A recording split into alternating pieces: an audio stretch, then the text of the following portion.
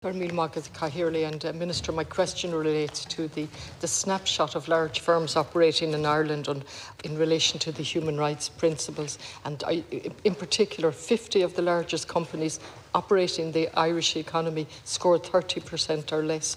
And indeed, five semi-state companies scored at 1%, 1 out of 24. Have you seen that report, and what's your response on it? Deputy, thanks for raising this. I'm aware of the recently published report and its findings.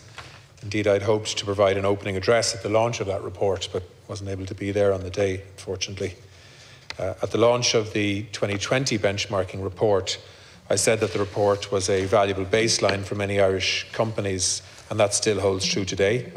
It's vital that we have such benchmarking exercises and reports available to help businesses understand their human rights responsibilities.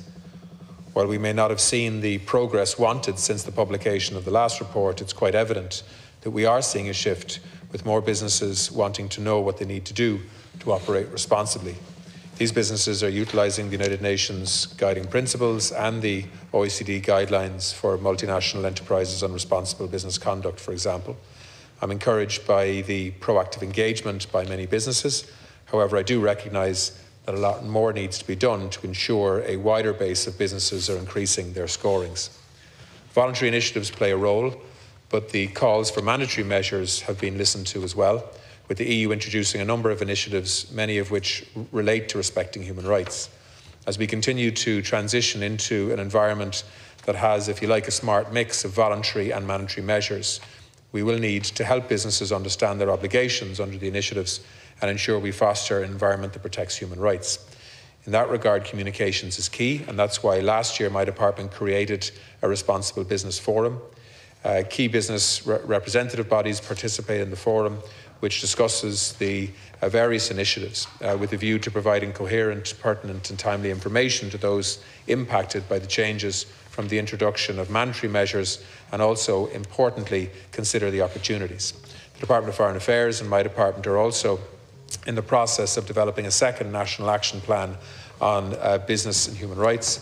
The new plan will build on the achievements of the first national plan, taking account of the significant developments in the legislative and institutional landscape. But there's still, as I think you know, plenty of work to do in this space. Dr. Cobbery.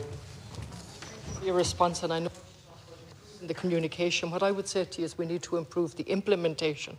And if with the plan that was in being, which theoretically was a good plan, is out of date since 2020, we're now in 24. I'd like a date for when the next plan. I'd like clarification on the stakeholders forum. Has it set again? If not, when will it sit? And I'd like to know if the plan will be more focused in terms of goals and timelines. If we look specifically at what Mary Lawler has said in relation to this, she's asked for Mary Lawler, Special Rapporteur, calls on the Ireland to take a leadership role, calls for mandatory human rights and environmental due diligence. So has the Irish Coalition for Business and Human Rights. And then if we look at what's happening in Ireland, the ESB is using coal from northeast Colombia, despite well-documented human rights abuses associated with the operation of the mine. Airbus Ireland allows tourism businesses based in Israel's settlements to use its platforms to advertise their services and so on. I'm out of time, but you can see the importance of having a plan and time dates implementation. Yeah, I know we're tight on time now, Catherine, but we have started laying the foundations for completing a public consultation, and we held the first stakeholder forum meeting in December last year. So these important steps are helping to create a viable pathway forward to create a second plan, which I do accept, Deputy, is necessary. I think the last plan is now out of date.